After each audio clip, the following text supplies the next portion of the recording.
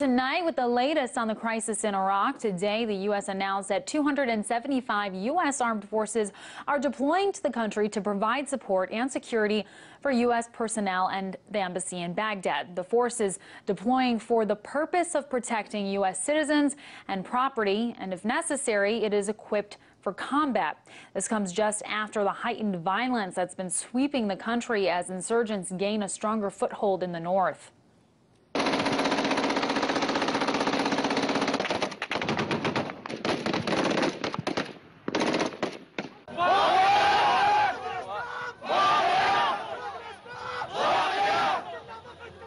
One by one, Iraqi cities are falling to an Islamist militant group that's determined to move forward in taking control of Baghdad.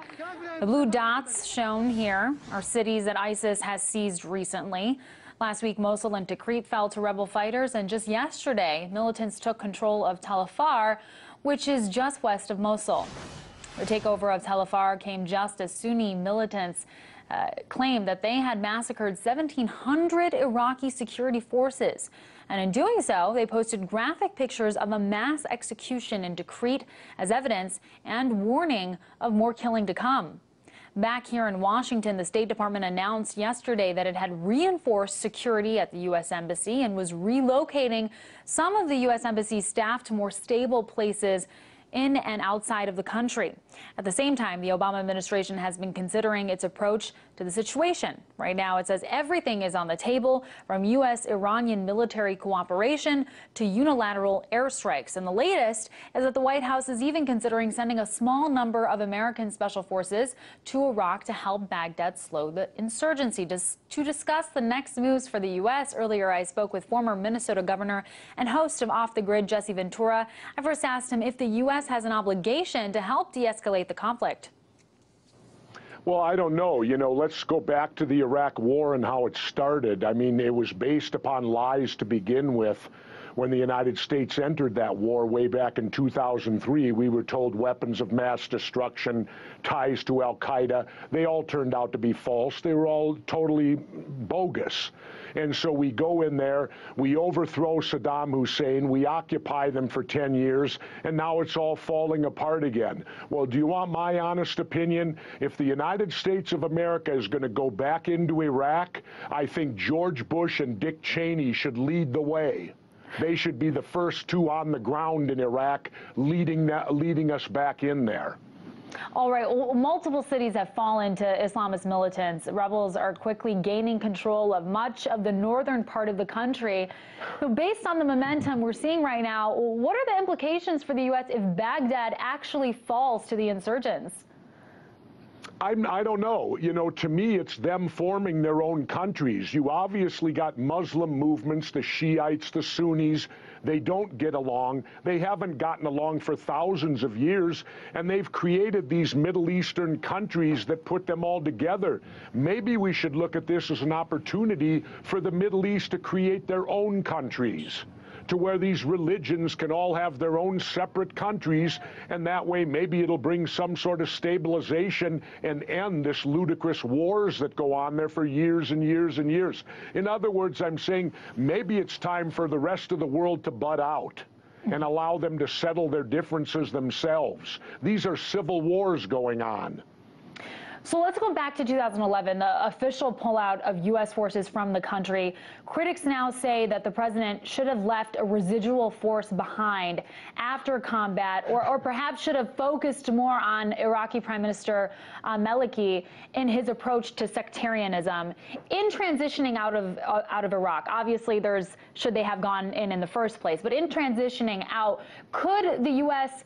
have done something differently to avoid the chaos that we're seeing right now? I don't think so. This is all internal. This is Iraq. This is religion. This is religion fighting itself over there. What could the United States possibly do to intervene and make it right? And again, we are the ones that caused all of this. We caused it by destabilizing the Iraq government when we invaded and caused war, invaded the country, occupied it, overthrew its existing government. So, you know, it doesn't surprise me a bit. Remember, I lost a job at MSNBC because I opposed the war. Nobody was opposing the war back in '03, and lo and behold, I look like a soothsayer today, don't I? All right, well, let's talk about what options are on the table for the U.S. right now. Secretary Kerry said recently that the U.S. would be open to discussions with Iran over what to do, and it did not rule out military cooperation with the country. What are the implications of the U.S. working with Iran in this situation? Well, you know what? I think it's wonderful, that aspect of it.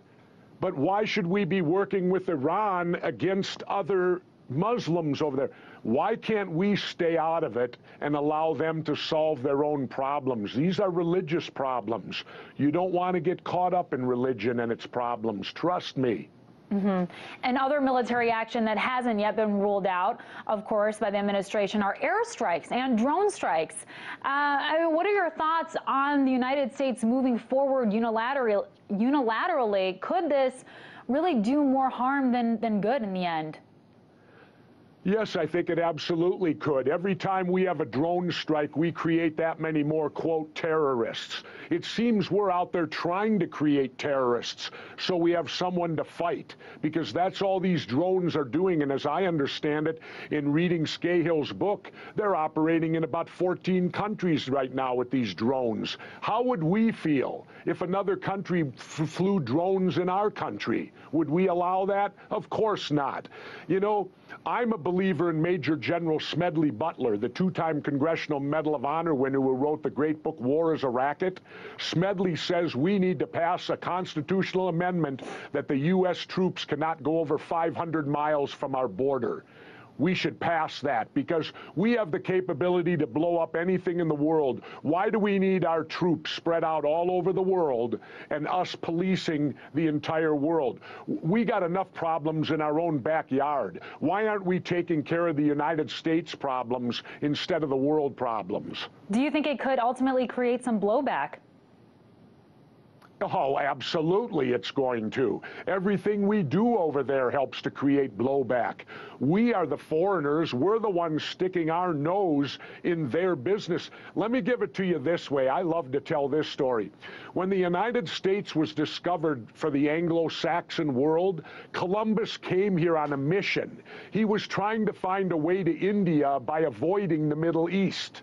Now, this was 500 or more years ago. They were avoiding the Middle East. Shouldn't we kind of learn something why Columbus was willing to defy science, because at that time they believed you'd fall off the earth, that it was flat. But he was willing to fall off the earth rather than go through the Middle East. I rest my case. So former Secretary of State Hillary Clinton stated in her recent book, Hard Choices, that voting for the Iraq War is one of her biggest regrets. She now admits that. She said, quote, "I thought I had acted in good faith and made the best decision I could with the information I had, and I wasn't alone in getting it wrong, but I still got it wrong, plain and simple."